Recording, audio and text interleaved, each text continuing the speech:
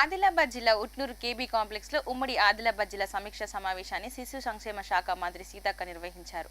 ఈ సమావేశానికి ఎమ్మెల్యేలు వెడ్మ బోచె పటేల్, కోవలక్ష్మి, పాయల్ శంకర్, అనిల్ జాదవ్, వివిధ శాఖల అధికారులు హాజరయ్యారు.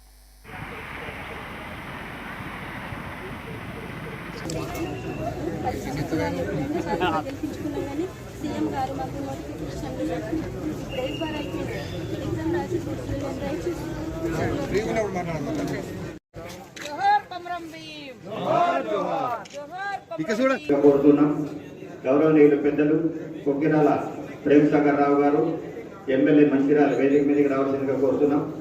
ప్రణాళిక ఉండాలి.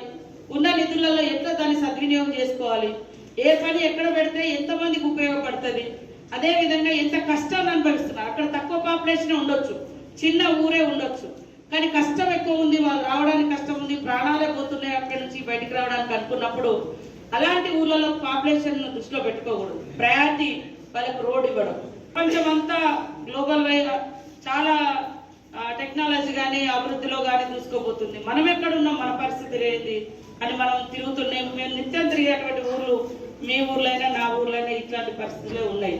కాబట్టి అందరం మనసు పెట్టి పనిచేద్దాం. అభివృద్ధి పదంలోకి ఆదిలాబాద్ జిల్లాను ఖచ్చితంగా ప్రతి మారుమూల గ్రామం కూడా బాగుండాలి, బాగుపడాలి మన హయాంలో అని అందరూ కృషి చేయాలని మనస్ఫూర్తిగా కోరుకుంటూ ఇప్పుడు